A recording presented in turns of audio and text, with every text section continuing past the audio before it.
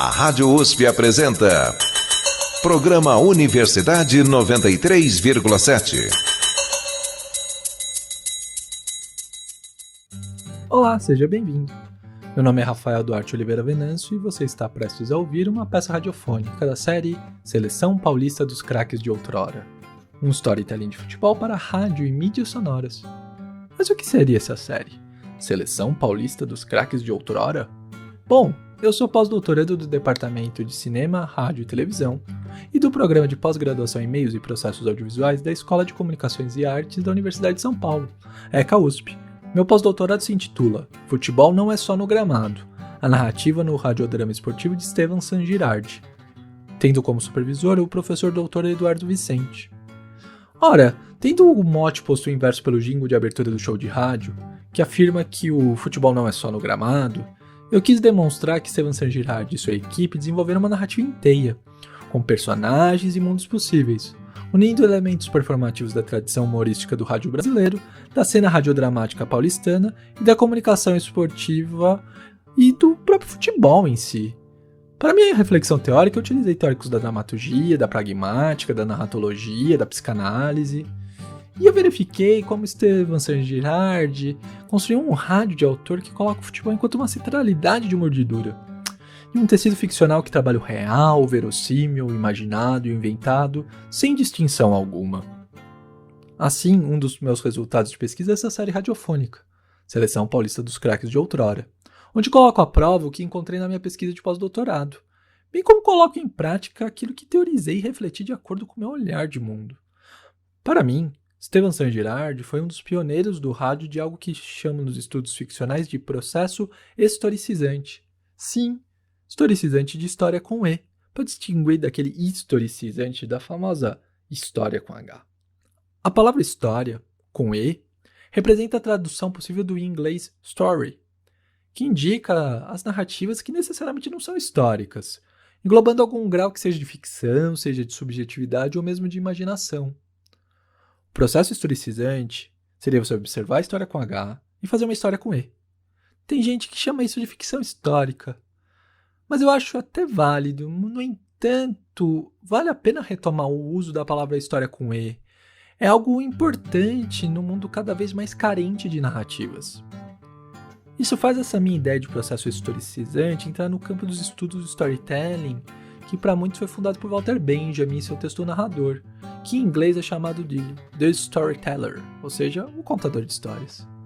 Assim, Estevan San Girardi fez um processo historicizante no show de rádio, porque ele conta, usando o radiodrama movido por personagens que são mascotes sonoros dos times de futebol de São Paulo, fatos ocorridos no jogo de futebol que acabara de acontecer.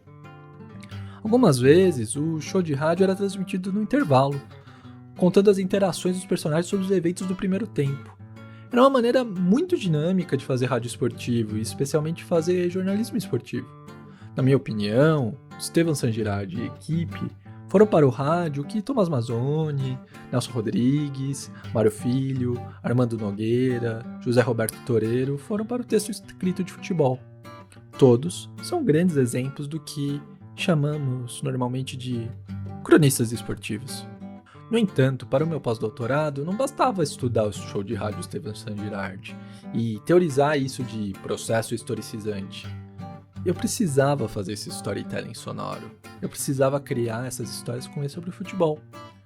Eu penso em 4 motivos, 4 justificativas provocadoras. Programa Universidade 93,7. Primeiro, isso era necessário para mostrar que o processo não era simplesmente uma genialidade autoral do Estevan San Girardi, mas sim um procedimento, quase uma estilística, logo possível de ser encontrada em mais autores, bem como repetida. Segundo, isso era necessário para mostrar que a mídia sonora está mais viva do que nunca. Desde o meu doutorado, que eu defendi na ECA USP em 2013, defendo que o rádio não morreu. O aparelho de rádio pode morrer, mas o rádio como linguagem midiática sobreviverá sempre. Basta ver os podcasts de agora. Terceiro, isso era necessário, né? É necessário que é possível fazer ficção sonora. Que esse mundo de ficção sonora, de radiodrama, não é restrito àquela era de ouro do rádio dos anos 30, dos anos 40 do século passado, né? As suas radionovelas, tudo. É possível produzir e ouvir personagens ficcionais no século XXI, seja no rádio, seja nos podcasts. E por fim, um quarto motivo, a ficção esportiva. Para mim hoje o futebol, melhor dizendo, o jornalismo esportivo de futebol está dominado por duas tendências. De um lado, pelas brigas de opinião vazia das mesas redondas.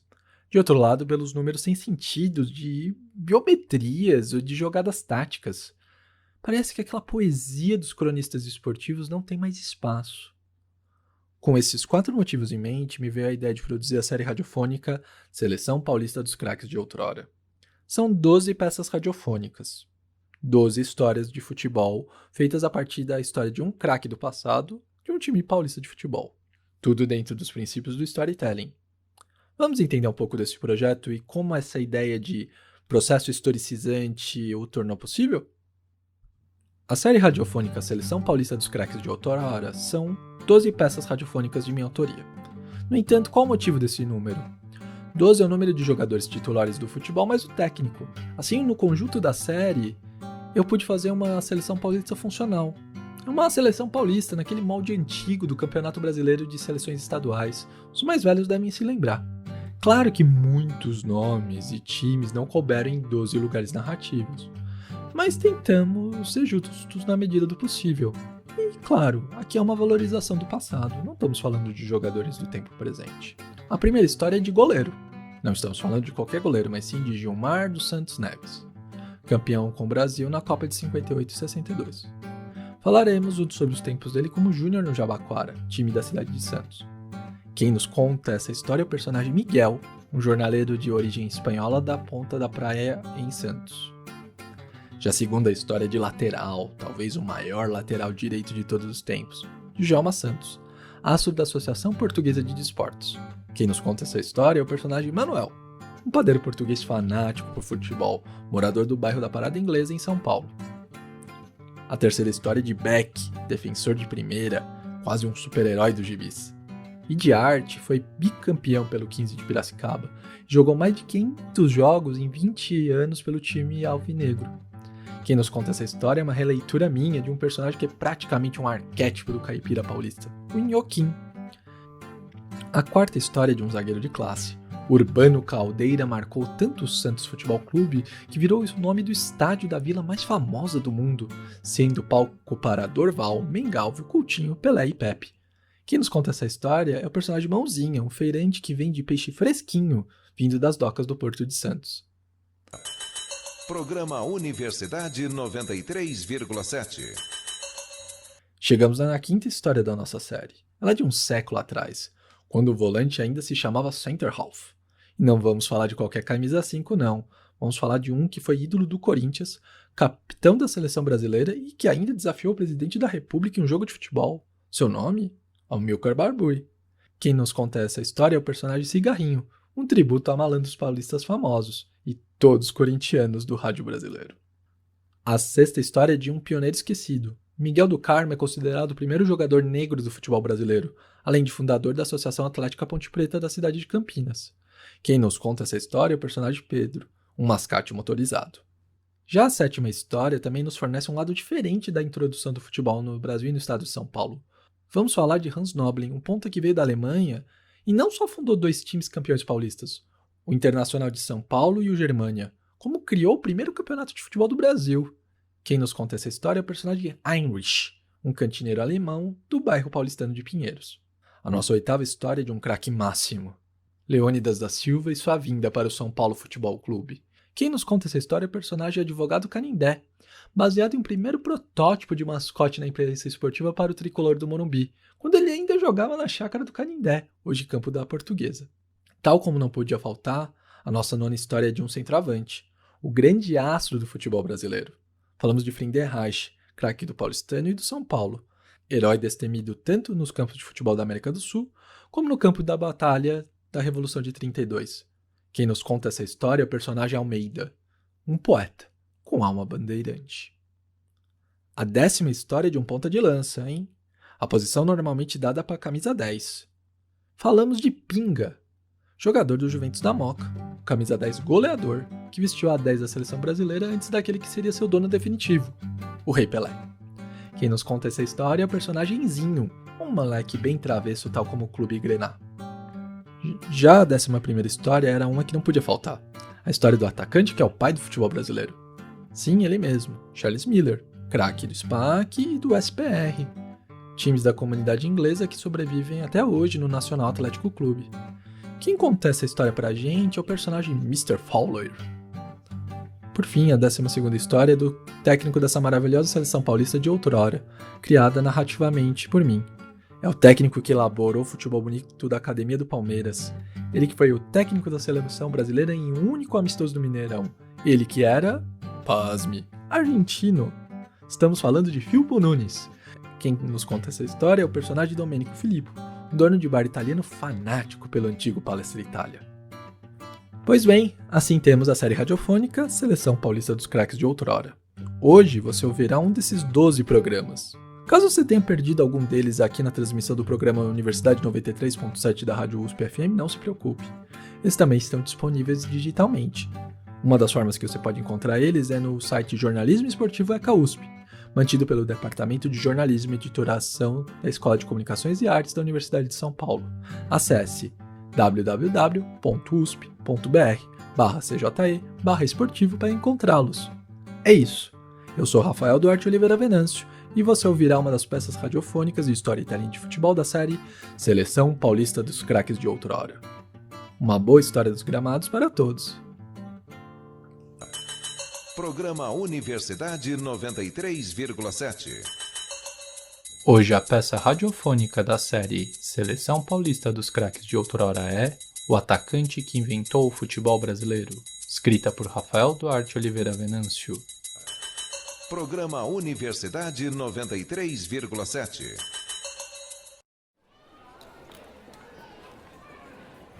Oh, sorry, perdão, você falou comigo? Sim, eu posso ajudar. Estava aqui apenas tomando um ar aqui na Praça Roosevelt. Até gosto de ver essa molecada andando de skateboard. Me ajuda a pensar e descansar do serviço. Rua Dona Veridiana?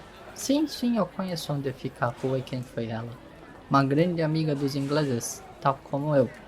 Yes, eu sou inglês, Mr. Fowler. Sou engenheiro e não trabalho muito longe daqui. Aliás, eu gosto muito de futebol.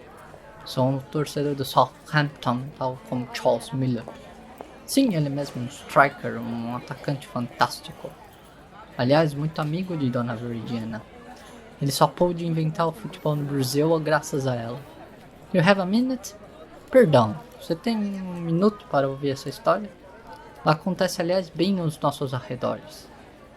Sim, foi aqui nos arredores da Praça Roosevelt que o futebol foi inventado por Charles Miller de verdade. Graças a Dona Veridiana e seu filho Eduardo Prado, by the way. Perfect, let's begin. Perdão, vamos conversar. Well, Charles Miller, apesar do nome, era brasileiro, não inglês como eu, Fowler. Brasileiro, filho de um engenheiro escocês e uma brasileira, filha de pai inglês. Ela era membro da famosa família Fox. Dos 10 aos 20 anos de idade, Charles Miller estudou na Inglaterra, na região de Southampton. Até jogou futebol por um dos times que deram origem ao Southampton atual, campeão da Copa da Inglaterra em 1976 e membro da Premier League desde 1992. Ao completar 20 anos em 1894, volta para o Brasil com um emprego garantido na estrada de ferro Santos e Jundiaí, onde seu pai trabalhava.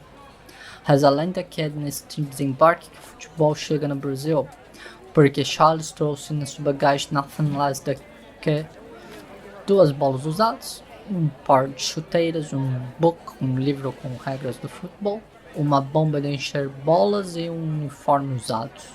Demorou um ano para Charles Miller organizar uma partida de futebol propriamente dita, mas conseguiu, a primeira do Brasil e aqui em São Paulo capital. Era 14 de abril de 1895. O local, Várzea do Carmo. Hoje é o Brás, ali perto da Avenida do Estado. De um lado, os funcionários da São Paulo Gas Company. Do outro, a São Paulo Railway de Charles Miller, que venceu por 4-2.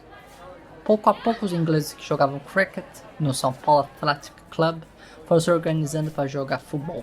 No entanto, não tinham um campo próprio, necessitavam de um amplo espaço para jogar.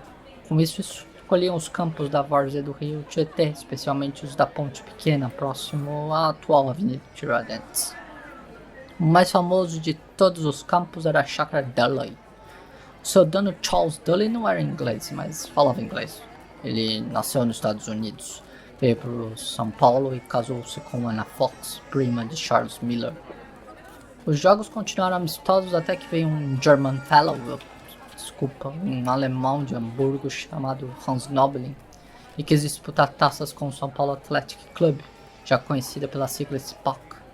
O SPAC, através de Charles Miller, honrosamente recusou, mas o Young Man do Mackenzie College aceitaram e o futebol começou a ser disputado no Brasil para valer. Enquanto isso, Charles Miller se tornava cada vez mais prestigiado tanto no Brasil como na Inglaterra. Na virada do século XX, ele era correspondente da coroa inglesa, por exemplo. Com isso, se aproximou da família Prado, especialmente de Dona Veridiana e de seu filho Eduardo.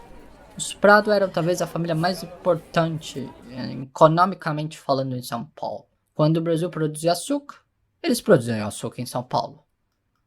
Quando a moda de produzir era o café, eles foram os primeiros a plantar café. Além disso, eram amantes da arte e dos esportes.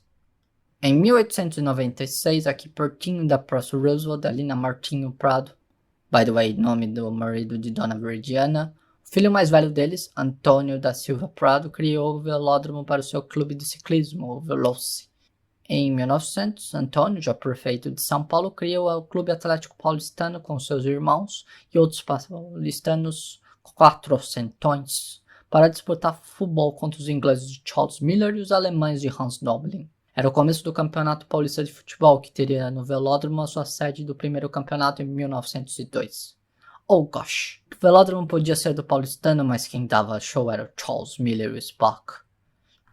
Charles Miller era de longe o melhor jogador de futebol do Brasil, um goleador nato e um artista da bola. Ele que inventou a chaleira, na verdade se chamava Charles. Este movimento de chutar a bola cruzando as pernas, Charles Miller inventou como uma joke, uma piadinha de como ele era bom de bola. O SPAC foi tricampeão paulista de maneira legítima, ou seja, em sequência, 1902, 1903 e 1904. Charles Miller foi o artilheiro em 1902 e 1904. The English Boys conquistaram o Tetra em 1911 na despedida de Charles Miller, que conseguiu a artilharia novamente. Mal sabiam eles que era a despedida do próprio Spock. Em 1912 começou uma forma de profissionalismo com jeitinho brasileiro. O amadorismo Brazilian Way, se bem me entende. Isso contrariava o estatuto e os bons modos ingleses que pregavam que esporte é algo de gentleman, ou seja, deveria ser sempre amador. Assim o Spock resolveu abandonar a Liga Paulista de Futebol em 1912. No entanto, nessa época o Spock já tinha uma luxuosa sede aqui na Consolação, e toda a relevância de ser um dos mais famosos clubes de São Paulo e introdutor do futebol no Brasil. Como o Spock conseguiu isso? That's the question, and the answer is quite simple, my friend. Charles Miller. Sim, eles conseguiram isso tudo graças ao Charles Miller e sua amizade com Dona Veridiana Prado. Let me explain this. Programa Universidade 93,7. Bom, Eduardo Prado era quite a character. Fundou a Academia Brasileira de Letras em 1897, sendo o primeiro dono da cadeira 40. Era um monarca convicto, que escolheu o Visconde de Rio Branco, que foi um dos primeiros ministros de Dom Pedro II, para ser o patrono da cadeira. Não confunda o Visconde de Rio Branco com o Barão do Rio Branco, seu filho. O Barão também era monarquista convicto e amigo do Eduardo Prado. Enquanto o Barão do Rio Branco era mais discreto, e tinha o apoio dos militares em suas críticas à república recém-criada, Eduardo Prado era do tipo more explosive, mais explosivo. Escrevia livros e colunas no jornal da época criticando todos os presidentes, não importava quem. Aliás, a própria família Prado tinha o seu newspaper, o Comércio de São Paulo. Well, let me say that o segundo presidente do Brasil, Marechal Floriano Peixoto, não gostou muito do livro A Ilusão Americana, publicado em 1893, do Eduardo Prado. E chegou aos ouvidos da Dona Veridiana que o Marechal de Ferro pretendia prender seu filho no ano seguinte no contexto da Revolução Federalista. As you must remember, Estamos falando de 1894 e Charles Miller tinha acabado de chegar no Brasil. Seu primo, William Fox Rowe, estava envolvido em negócios marítimos no Porto de Santos e logo apresentou a Dona Veridiana. Isso não era à toa. A rica senhora de quase 70 anos queria que os dois rapazes, nos seus 20 anos de idade, mas com cargos importantes, ajudassem o seu filho Eduardo a fugir. Miller conseguiria um espaço reservado no trem e Fox Rowe um espaço no navio. By the way, Fox Rowe foi genial. Fox Rowe teve a ideia de disfarçar Eduardo de padre e escondê-lo em uma das chácaras da família no Bom Retiro, pertinho da chácara Dudley, onde eles jogavam futebol. Isso daria tempo para que Charles Miller encontrasse o melhor trem para levá-los a Santos e assim embarcá-lo para a Inglaterra como o capelão do navio, the priest, o padre. Posição que Fox Rowe criar só para dar motivo à fuga de Eduardo Prado. Não tinha padre naquela época no navio. By the way, Eduardo só voltaria para o Brasil 3 anos depois, na época da fundação da Academia Brasileira de Letras. A operação secreta foi um sucesso, um gol de placa de Charles Miller, inclusive politicamente. Além de correspondente da coroa, em 1904, 10 anos depois do ocorrido, ele seria vice-consul inglês, tendo a indicação que manteve seu valor, mesmo que póstuma, de Eduardo Prado, que nos tempos do imperador era representante diplomático do Brasil no Reino Unido. O próprio SPAC foi beneficiado por isso também. Além da aproximação de Miller e Fox Rowe ter ajudado a criar o paulistano no velódromo da família e o próprio Campeonato Paulista de Futebol, em 1906, Dona Veridiana vendeu o terreno da Rua da Consolação para a sede do SPAC com um preço simbólico. Era uma forma de agradecer por tudo que Charles Miller e William Fox Rowe fizeram pelo seu filho. You may ask me, desculpa, você deve estar se perguntando como que ficaram os ingleses que gostariam de jogar futebol mesmo no semi-amadorismo. Well, it was quite simple. Foi simples. Lembra da São Paulo Railway, a empresa de Charles Miller, cujos funcionários ganharam a primeira partida lá em 1895? Então, em 1914, 2 anos após o fim do futebol do SPAC na Liga Paulista de Futebol, os funcionários da São Paulo Railway fundaram um grêmio futebolístico para jogar em Santos contra o forte espanhol nascente lá com as equipes do Americano, do Santos, e posteriormente do Espanha e da Portuguesa Santista. O time ficou tão bom que em 1919 resolveram oficializar-o em São Paulo, disputando o Campeonato Paulista em 1924, nas divisões inferiores, e em 1933 na First Division, na primeira divisão. Em 1939 conseguiu seu best result, seu melhor resultado na história, um 4º lugar. O São Paulo Railway disputaria a primeira divisão até 1959, tendo um breve período na segunda divisão entre 1954 e 1955. No entanto, não disputou todos os campeonatos sob o mesmo nome.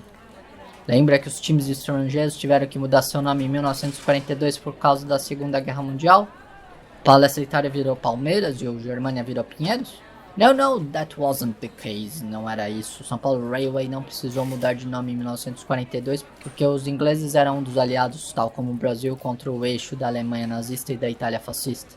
Só que em 1946, no governo do Marshal Dutra, War Hero da Segunda Guerra Mundial, a concessão da ferrovia dada aos ingleses termina e a estrada é nacionalizada. O clube passa pelo mesmo processo e recebe seu nome atual, Nacional Atlético Clube. Quite interesting. Apesar de estar mais de 60 anos longe da primeira divisão, o Nacional Atlético Clube é famoso em São Paulo, disputando até um clássico com o Juventus da Moca, o Juvenal. Oh, we wanna know what happened. Você quer saber o que aconteceu com todos esses lugares que falei, né? Esses lugares históricos do futebol de São Paulo, onde Charles Miller e seus fellows pisaram e inventaram do futebol no Brasil? Well, nenhum existe mais. A chácara Dudley é mais ou menos onde fica a Fatec, hoje lá na estação Tiradentes do metrô. O velódromo era aqui do lado. Em 1919 foi vendido para a Sociedade de Cultura Artística. Nos anos 50, eles construíram o Teatro Cultura Artística, um marco da cultura paulistana. Em 2008, teve um incêndio terrível no teatro, ele foi desativado. No entanto, as reformas saíram e tudo indica que teremos um novo teatro super moderno, um teatro super moderno em 1921. Dona Veridiana morreu em 1910, Charles Miller em 1953. Charles Miller virou o nome da praça do estádio do Pacaembu. Dona Veridiana virou o nome de rua. Estamos na Praça Roosevelt. É só você atravessar a rua aqui da Consolação na frente de onde estamos. Passar na frente do Mackenzie College pela rua Dona Antônia e você já chega nela. Se continuar em frente, cai até na Praça Charles Miller, mas é longe, é quase a caminhada.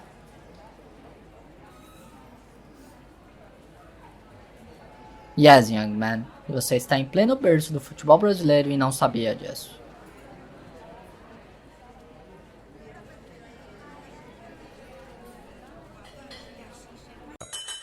Programa Universidade 93,7.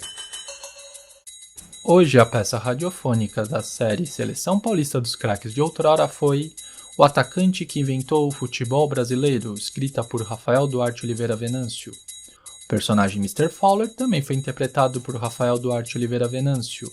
De fundo, os sons foram produzidos e veiculados com licença Creative Commons pelo usuário Jormap do site freesound.org, com edição e design de som de Rafael Duarte Oliveira Venâncio.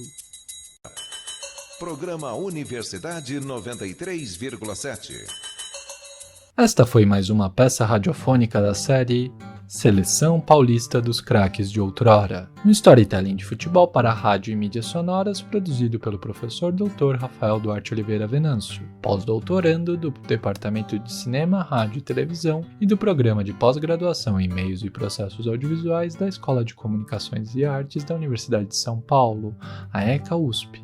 Esta peça radiofônica foi veiculada em 2020 no programa Universidade 93.7 da Rádio USP-FM e está disponível digitalmente, entre outros lugares, no site Jornalismo Esportivo ECA-USP, mantido pelo Departamento de Jornalismo e Editoração da Escola de Comunicações e Artes da Universidade de São Paulo. Acesse www.usp.br/cje/esportivo. No fundo da abertura e do encerramento deste programa, você pode ouvir Rosenbaum Charles Bossa, do usuário Full Metal Jedi, trilha disponível em Creative Commons no site freesound.org. Roteiro, design sonoro, locução e edição de Rafael Duarte Oliveira Venâncio. Supervisão do pós-doutorado, professor Dr. Eduardo Vicente. Coordenação do programa Universidade 93.7 e do site Jornalismo Esportivo ECA-USP, professor doutor Luciano Vitor Barros Maluli. Gravações feitas em casa por Rafael Duarte Oliveira Venâncio durante a quarentena e o distanciamento social em São Paulo, SP, na pandemia da Covid-19, no início de junho de 2020. Uma produção conjunta dos grupos de pesquisa Mídia Som, Grupo de Estudos e Produção em Mídia Sonora e Altajor, Jornalismo Popular e Alternativo, ambos da ECA-USP. Muito obrigado pela sua audiência. Eu sou Rafael Duarte Oliveira Venâncio e você ouviu Storytelling de Futebol, Seleção Paulista dos Craques de Outrora. Até breve. Tchau. A Rádio USP apresentou Programa Universidade 93,7.